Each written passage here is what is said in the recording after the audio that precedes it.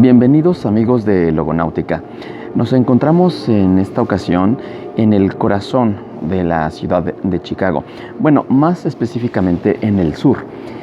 Y es una ciudad muy interesante que logra generar contrastes en muchos aspectos de la cultura, de la economía, del arte. Y como verán ustedes, esto pudiera pensar un templo romano o griego, pero no es otra cosa más que la estación del ferrocarril.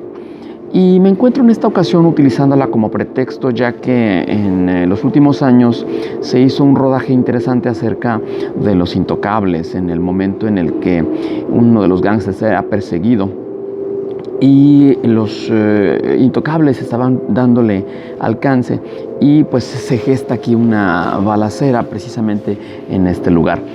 Y bueno, hablar de Chicago es hablar de muchas cosas, pero utilicemos el pretexto de ello, ya que hacia 1920 hablar de Chicago era sinónimo de peligro, era sinónimo de extorsión, era sinónimo de mafia. Y bueno, todo esto nace a partir del maestro, quizá el maestro de los gangsters. Estamos hablando de Johnny Torrio. Johnny Torrio fue el primer gángster de la alta escuela.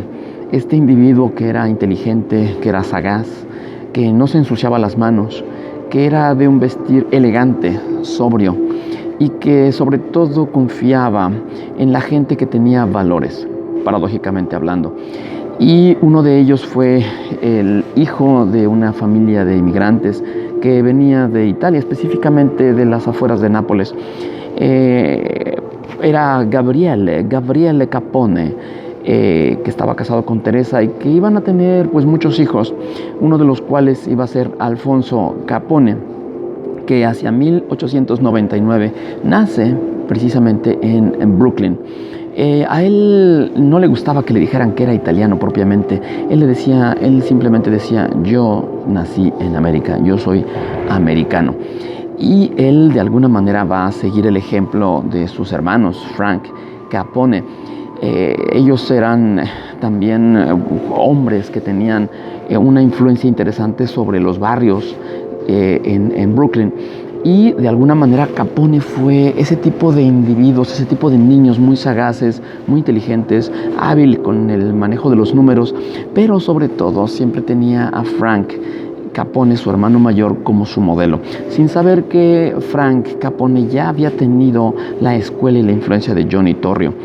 Más adelante ellos empiezan a tener negocios, empiezan a expandir el negocio de Brooklyn, y lo traen a Chicago. Y fue precisamente la influencia de Johnny Torrio que buscaba en uno de los inmigrantes, en este niño Alfonso, uno de sus hombres de confianza. Casualmente, los primeros trabajos que va a realizar Alfonso Capone en esta ciudad va a ser la de cobrar. Él iba a cobrar todas las deudas, todos los pagos que se hacían en lugares como centros de apuestas o de prostitución. Más adelante Johnny Torrio va a ser desplazado y su fama, muy merecida fama, fue sustituida por aquella del gran Alfonso Capone. Seguimos informando desde la ciudad de Chicago.